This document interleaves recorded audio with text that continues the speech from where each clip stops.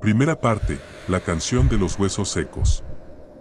En los llanos, donde el silencio pesa y el sol raja la tierra, mi hermano mayor Mateo solía decir que un hombre que sabe escuchar la quietud puede sobrevivir a cualquier cosa. Lo que nunca dijo es que hay sonidos por los que un hombre rogaría por la bendición de la sordera. Mi nombre es Tomás. Yo me creía un hombre de mundo. Dejé el polvo de nuestro caserío por el asfalto de Caracas, me llené del cinismo de la capital y aprendí que todo en esta vida tiene una explicación lógica. Los cuentos de espantos y aparecidos eran para los viejos, para llenar las horas muertas mientras el sol se escondía. ¡Qué idiota fui!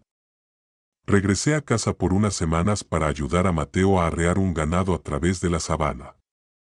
Un trabajo brutal, monótono. Días idénticos bajo un sol inclemente, y noches. Noches infinitas, de una negrura de boca de lobo, en medio de la nada absoluta. Fue en una de esas noches cuando todo comenzó. Estábamos sentados junto a la fogata, el fuego arrancando formas danzantes de la oscuridad. El aire estaba inmóvil. El canto de los grillos y las chicharras se había apagado. Y en ese silencio espeso, lo escuchamos. Fue un silbido. No era un pájaro. No era el viento jugando entre los matorrales. Era una melodía definida, casi melancólica. 8 notas descendiendo la escala musical, do si la sol fa mi re do. El silbido era nítido, pero tenía una cualidad seca. Como si naciera de labios partidos por la sed o del aire pasando a través de un hueso hueco. Sonaba fuerte y claro, como si alguien estuviera a unos 200 metros de nuestro campamento, silbando para sí. Algún otro llanero que anda perdido, dije, encogiéndome de hombros. Me giré hacia Mateo, para preguntarle si nos quedaba café, pero las palabras se me atoraron en la garganta. Mi hermano, Mateo, el hombre más valiente y recio que he conocido, un llanero de pura cepa, estaba petrificado. Su piel, tostada por 1000 soles, parecía haber perdido todo color. No respiraba. Sus ojos estaban clavados en la oscuridad que nos rodeaba, y en ellos se reflejaba un pavor que yo jamás le había visto. Sin decir palabra, metió la mano en su morral, sacó un puñado de sal en grano y la arrojó al fuego. Las llamas crepitaron y escupieron una llamarada anaranjada. «Mateo, ¿qué carajo fue eso?», pregunté en un susurro. No me respondió. Agarró el balde con agua y ahogó nuestra fogata. La oscuridad y el silencio cayeron sobre nosotros como una lápida. «Recoge todo», siseó, con la voz tensa como la cuerda de un cuatro. «Nos vamos. Ahora mismo». ¿Te volviste loco? ¿A dónde vamos a ir en medio de la noche? ¿Por un simple silbido? Era solo un hombre. Mateo me agarró por la camisa. Sus dedos eran garras. Eso no era un hombre, Tomasito. En la sabana, de noche, solo silban los que andan buscando. ¿Buscando qué? Armas, susurró, y a pesar del calor pegajoso de la noche, un frío de tumba me recorrió la espalda. Quise discutir, llamarlo supersticioso, pero el miedo en sus ojos era demasiado real, demasiado contagioso. En silencio, comencé a recoger nuestras cosas, con el corazón golpeándome las costillas. Mi escepticismo de ciudad se estaba desmoronando. Y entonces lo oímos de nuevo. El mismo silbido. La misma melodía seca y melancólica de 8 notas. Pero ahora, era diferente.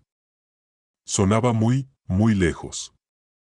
Apenas un hilo de sonido perdido en la inmensidad, como si viniera del mismo horizonte. Solté un suspiro de alivio. ¿Oyes? Se está yendo. Quien quiera que fuese, ya está muy lejos. Esperaba que Mateo se relajara también. Pero cuando lo miré, su rostro estaba desfigurado por un espanto 1000 veces peor que el de antes.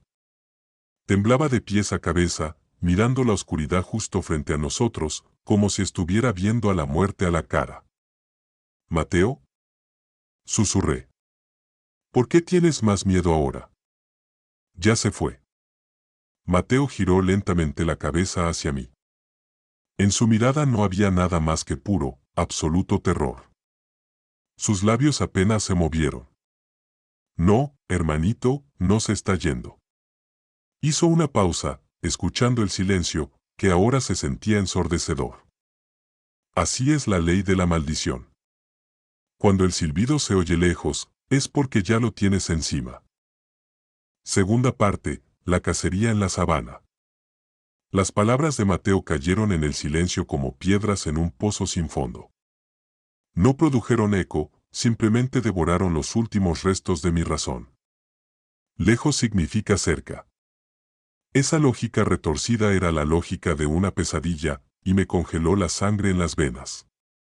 El aire a nuestro alrededor se volvió gélido. Se espesó y empezó a oler.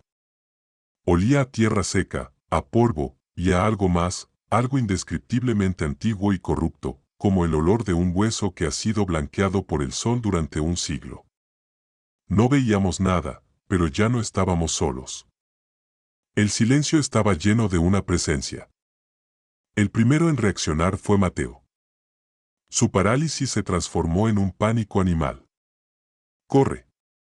El grito que se desgarró de sus labios no fue una palabra, sino el sonido que hace una bestia acorralada. Y corrimos. Lo abandonamos todo, nuestras provisiones, los restos de comida, toda nuestra vida anterior, y nos zambullimos en la negrura impenetrable de la sabana. No fue una carrera, fue una caída sin fin en la oscuridad. Las piernas se nos enredaban en la hierba alta, los arbustos espinosos nos rasgaban la piel, pero no nos detuvimos. El terror era nuestro jinete. No oíamos pasos detrás de nosotros. La persecución era silenciosa, lo que la hacía aún más aterradora. Pero oíamos algo más. Un susurro seco y rítmico en la vegetación que se movía a nuestra misma velocidad, sin quedarse atrás ni un centímetro. Y con él, un cascabeleo sordo, hueco y huesudo. Como si alguien llevara un saco lleno de palos secos o de huesos. Corrimos hasta que nuestros pulmones ardieron como el fuego. Adelante, la luz de la luna reveló una silueta, un rancho abandonado, una choza en ruinas hecha de adobe. El único refugio en kilómetros a la redonda.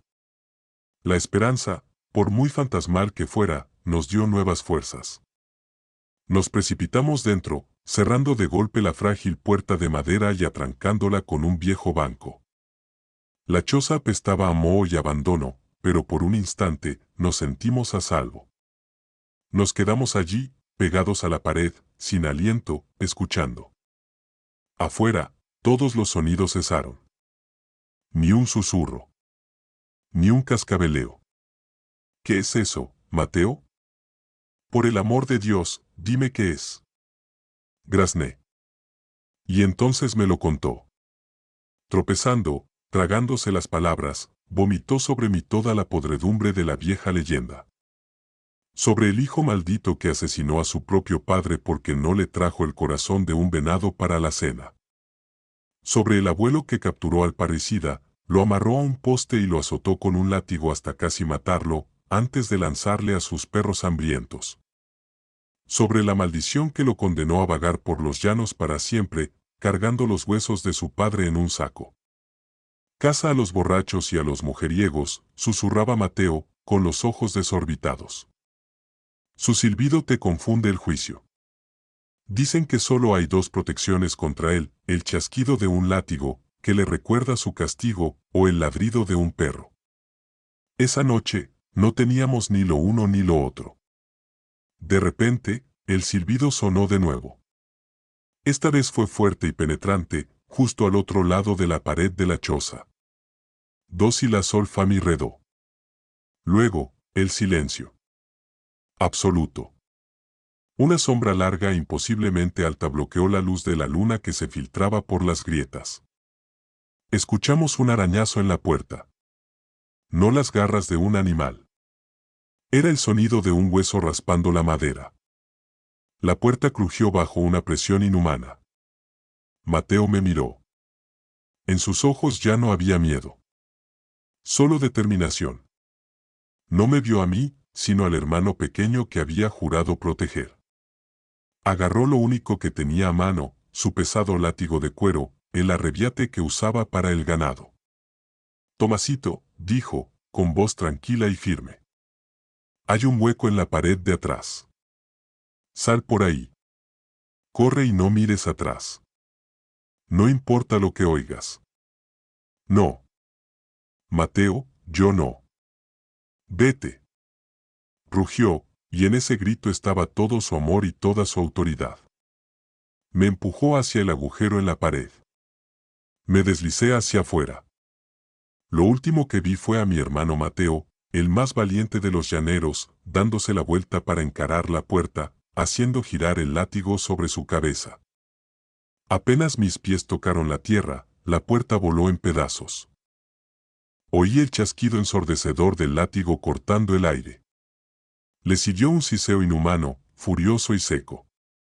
Y luego, un crujido nauseabundo, como si partieran un árbol inmenso y seco. Y el sonido fuerte e inconfundible de huesos desparramándose por el suelo de tierra. Corrí, cegado por las lágrimas, sin atreverme a mirar atrás. Los sonidos de la choza se desvanecieron. Por un momento, solo oí mi propia respiración desgarrada. Quizás había escapado. Quizás se había saciado. Y entonces, justo detrás de mí, fuerte, claro y atronadoramente cerca, sonó el silbido. La misma melodía de 8 notas. La maldición ya no buscaba un alma cualquiera en la sabana. Ahora, me estaba cazando a mí. Tercera parte y final, el eco en la ciudad. Correr. No era un pensamiento, era un instinto. La única función que mi cuerpo todavía era capaz de realizar. El silbido ya no estaba detrás de mí. Estaba en todas partes. Nacía de la hierba seca, de los árboles retorcidos, de la luna indiferente sobre mi cabeza. Era un eco en mis oídos y el pulso en mis sienes. 8 notas que eran al mismo tiempo una sentencia de muerte y un instrumento de tortura. No sé cuánto tiempo corrí.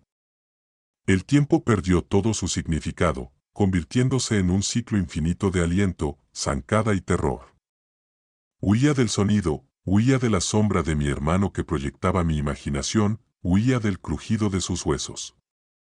Y cuando ya estaba a punto de colapsar, cuando mi cuerpo estaba listo para rendirse, ocurrió un milagro. El primer rayo de sol golpeó el horizonte como una cuchilla, cortando el velo de tinta de la noche. En ese mismo instante, el silbido se detuvo. No se desvaneció, no se alejó. Simplemente cesó. Como si alguien hubiera apagado una radio a mitad de la canción. El silencio que regresó fue ensordecedor, vacío, pero por primera vez en una eternidad, seguro. Caí de rodillas y lloré hasta que el sol inundó la sabana con su luz. Había sobrevivido. Regresé a la civilización no como un hombre, sino como un fantasma vestido con piel humana. Traté de contarlo. Le conté al comisario del pueblo sobre la figura alta, sobre el silbido, sobre lo que le pasó a Mateo. Me miró con lástima. El informe oficial concluyó que mi hermano fue probablemente víctima de un jaguar, y que yo, afectado por una insolación y enloquecido por el dolor, había perdido el juicio. Mis familiares asentían y decían que el llano puede quebrar a cualquiera. Nadie me creyó. El horror de esa noche se convirtió en mi prisión personal. Vendí mi parte del rancho y regresé a Caracas. Juré nunca más volver a ver los llanos. La ciudad se convirtió en mi fortaleza y su ruido, en mi oración. Encontré un trabajo en una oficina bulliciosa, me mudé a un apartamento con vistas a una autopista transitada. Ponía música, la televisión, hacía cualquier cosa para nunca estar en silencio. Pero el silencio es una cosa traicionera. Encuentra las grietas. Se filtra en las pausas entre las palabras, en los momentos justo antes de dormir. Y en ese silencio, volví a oírlo. No el silbido real. Solo un eco en mi memoria. Pero era suficiente. Empecé a beber. Primero, para olvidar. Después, para sentir algo que no fuera un miedo helado. Me convertí en un habitual de los bares, buscando consuelo en el fondo de una botella de ron. Me convertí en lo que nunca fui, un vagabundo nocturno, un hombre sin propósito. Un hombre que busca el olvido en el alcohol. Y así, una noche sofocante, muchos años después, caminaba a casa.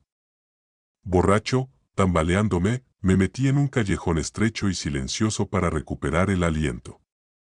La farola al final del callejón parpadeaba, las paredes estaban cubiertas de grafitis. Por un instante, el ruido de la ciudad se calmó. Era una isla de ese mismo silencio del que había huido toda mi vida. Me apoyé contra la pared de ladrillos fríos, cerré los ojos y sonreí con amargura ante mi patético destino. Y entonces lo oí. Esta vez, no era un eco en mi cabeza. Fue un silbido lejano, casi gentil, que el viento trajo desde el otro lado de la ciudad. 8 notas secas y perfectas. Do si la sol fa mi re do. Mis ojos se abrieron de golpe. La sangre se me congeló. La borrachera se evaporó en un instante. Estaba más sobrio que nunca. Recordé las palabras de Mateo. A quien caza el silbón. A los mujeriegos. Y a los borrachos. Había escapado de la sabana, pero durante todos estos años, sin saberlo, me había estado pintando una diana en la espalda. La maldición no estaba atada a la tierra. Estaba atada al pecado. Y me había encontrado.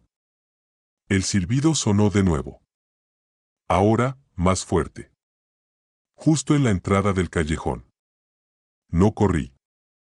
Ya no tenía sentido correr. Cerré los ojos y me preparé para escuchar el cascabeleo de los huesos.